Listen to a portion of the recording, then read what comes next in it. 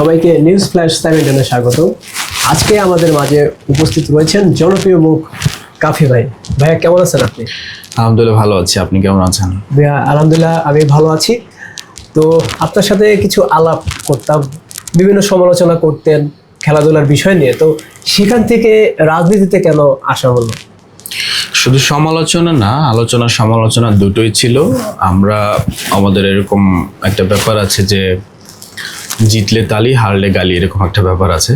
তো আমরা তো ওটাকে এনজয় করে থাকি। আমরা যদি স্টেডিয়ামে খেলা দেখতে যাই, আউট হয়ে গেলে আমরা মন খারাপ করি বা আমাদের আনন্দময় মুখে আমরা দুই একটা গালি দিয়ে ফিরি, যে গালিটা আসলে গালি না, সচরাচর আমরা মুখে যেটা বলি আর কি সেটা। আর ভালো করলে তো আমরা তালি দিই। তো ওখান থেকে সরাসরি যে পলিটিক্সে আসা বিষয়টা সেরকম না। আমি তো কন্টেন্টগুলো বানাতাম, আমার জায়গা থেকে প্রতিবাদ জানাতাম বিভিন্ন সিস্টেমে, বিভিন্ন মাধ্যমে, নিজের জায়গা থেকে যেভাবে প্রতিবাদটা জানানো যায়। তো কন্টেন্ট তো আসলে বাংলাদেশে এখন ইনফ্লুয়েন্সার বলেন, কন্টেন্ট ক্রিয়েটর বলেন, অভাব নাই, অনেক কন্টেন্ট ক্রিয়েটর আছে। তো আমারটা একটু ভিন্ন ছিল। আমি তো এক্সট্রা কোনো অভিনয় অ্যাক্টিং করতাম না, আমি জাস্ট আই কন্ট্যাক্ট, চোখের সাথে চোখ মিলিয়ে কথা বলতাম। তো ওই জায়গাটা থেকে আমার কাছে মনে হলো যে সমাজের মানে কথাগুলো বলা দরকার। মানে আপনি যেটা বলতে চাচ্ছেন ওটা যাতে করে আমি বলে দেই। আপনি মানে আমি বোঝাতে চাচ্ছি যে দেশের পিপল, জনগণ, মানে মানুষের মুখের কথাটা, মনের ভাবটা, রাইট, মানুষের মনের কথাটা যাতে করে আমি বলে দেই। কারণ সবাই তো সবার জায়গা থেকে বলাটা সম্ভব হয়ে ওঠে না।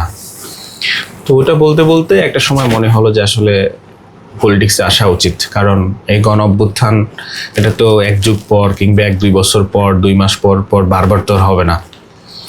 এত জীবনের বিনিময়ে একটা গণ অভ্যুত্থান হলো, এটাকে ধরে রাখার আপনার আমার সবার দায়িত্ব। ওই দায়িত্ববোধের জায়গা থেকে মনে হচ্ছে যে পলিটিক্সে আসা উচিত। এবং এই যে গত নির্বাচন গেল, এর সামনের নির্বাচনে দেখবেন যে হিউজ পরিমাণ তরুণ প্রজন্ম আসছে বা আসবে। তো ওই জায়গাটা থেকে মনে হচ্ছে যে তরুণ প্রজন্ম পলিটিক্সে এগিয়ে আসা উচিত। তরুণ প্রজন্ম এগিয়ে আসলে দেশের মেরুদণ্ডটা সোজা হবে।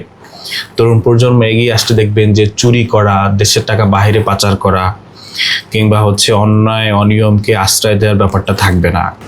দেশের পরিবর্তনের জন্য তরুণদের রাজনীতিতে আসা উচিত কিনা, এবং যারা প্রবীণ রয়েছে তাদের সাথে মিলেমিশে কতটা পরিবর্তন আনতে পারবে দেশের রাজনীতিতে? যারা প্রবীণ রয়েছে তারা দেখবেন যে আগামী ইলেকশনে অনেকেই জয়েন করছে না, বয়সের একটা ব্যাপার আছে। আপনি যদি এই দিকটা বিএনপির দিকে, জামাত ইসলামের দিকেও আছে, দুইটা দলই প্রবীণ লোক বেশি রয়েছে। তো তারা দেখবেন যে এই টার্মটায় সার্ভিস দিতে পারছে, আগামী টার্মটায় দেখবেন যে নিজেদেরই আর মন চাইবে না। দেশের মানুষের চাওয়া পাওয়া তাদের প্রতি থাকলেও তারা ওই সার্ভিসটা দিতে বেটার ফিল করবে না বয়সের কারণে। তো ওই দিক থেকে নর্মালি ইয়ং প্রজন্মটা এসে পড়বে। আর যেটা বললেন যে তাদের জায়গা থেকে যেই হেল্প বা সহযোগিতাটা নেবে, এটা তো অবভিয়াসলি ওই জায়গা থেকে আমার কাছে মনে হচ্ছে যে তরুণ প্রজন্ম পলিটিক্সে আসা উচিত। তরুণ প্রজন্ম পলিটিক্সে আসলে আমাদের দেশ এগিয়ে যাবে, এটা আমার মনে হচ্ছে ওই দিক থেকে আসা। আমাদের দেশে তো অনেক রাজনৈতিক দল রয়েছে, তো এগুলোর মধ্যে থেকে এনসিপিতে কেন আপনি যোগ দিলেন? এনসিপিতে যারা আছে এদের সাথে একটা সময় টিএসসি বলেন, শাহবাগ বলেন, আন্দোলন সংগ্রাম করেছি আমি 18-19 সালের দিকে। আর তার চেয়েও বড় ব্যাপার হচ্ছে এনসিপিতে যারা আছে, অন্য রাজনৈতিক দলের মানুষ, এমপি মন্ত্রী, তারাও জুলাইকে ধারণ করে, ভালোবাসে, সম্মান জানায়। তো আমি যেহেতু জুলাই আগস্ট আন্দোলনটা সশরীরে মাঠে থেকে করেছি, সেই জন্য এটার প্রতি আমার আলাদা একটা সিম্পিতি বলেন, অ্যাট্রাকশন বলেন, প্রেম, টান, ভালোবাসা, আকর্ষণ, মায়া, মহব্বত, ইন্দ্রজাল, এগুলো আছে। তার চেয়েও বড় গুরুত্বপূর্ণ বিষয় হচ্ছে যে এনসিপির মানুষগুলো, এমপিরা, তারা জুলাইকে ধরে রাখতে চায়। ধরে রাখার জন্য সংসদে তারা তাদের ভয়েসটাকে কন্টিনিউ করছে। সংসদে তো শুধু এনসিপির 6-7 ম্যান না, 300 জন মানুষের ভিতরে এনসিপি সবচেয়ে কম মানুষ এমপি মঞ্চে। তো তাদের ভিতরে দেখবেন যে এনসিপির মানুষগুলো এই জুলাইয়ের পক্ষে, সংস্কারের পক্ষে, রাষ্ট্র সংস্কারের পক্ষে আওয়াজ তুলছে। তো নর্মালি তাদেরকে শুধু আমি যে ভালোবাসছি এরকম না, বাংলাদেশে অনেক মানুষই পছন্দ করছে, ভালোবাসছে। এমনও বিশাল একটা গোষ্ঠী আছে যারা ভালোবাসছে এনসিপিকে কিন্তু বলতে পারছে না নানান জটিলতার জন্য।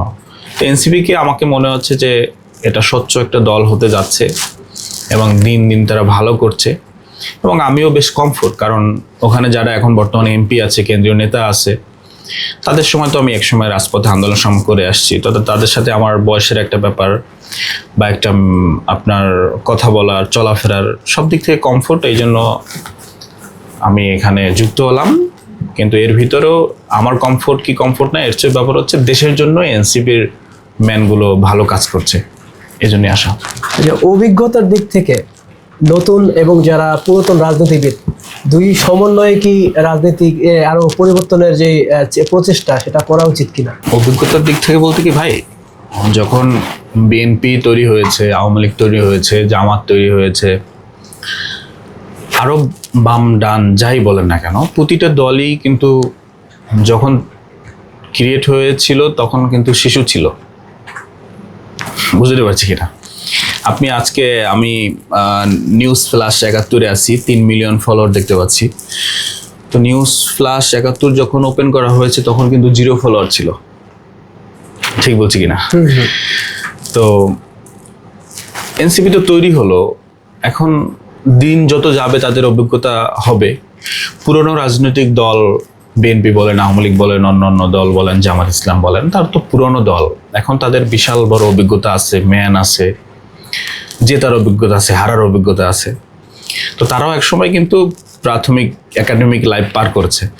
তো ওই দিক থেকে এটা সংশয় সন্দেহের কিছু নাই, এনসিপি ভালো করবে এবং দিন দিন ভালো করছে। মানুষের সংখ্যা ছিল যে এনসিপি থেকে একটা ম্যানও এমপি হবে না, তো সেখানে এমন নজির হয়েছে যে হাসনাত আবদুল্লাহ ভাইয়ের দিকে যদি দেখেন তাহলে তিনি কোনো সেন্টারই হারেননি, অথচ মানুষ বলেছিল যে এই পার্টি, এই কিংস পার্টি, এই বাচ্চাদের পার্টি, শিশুদের পার্টি, এটা কখনো একটা ম্যানও হবে না। তো সেখানে হয়ে গেল এবং হচ্ছে আপনার দিন দিন তারা ভালো করতেছে, দিন দিন মানুষজন যুক্ত হচ্ছে, বয়স্ক মানুষজন, অভিজ্ঞ সম্পন্ন মানুষজন যুক্ত হচ্ছে। সো এনসিপি ভালো করবে, আমার পার্টি এজন্য না, মানুষের কথা আর কি, এটা ভালো করবে ইনশাল্লাহ।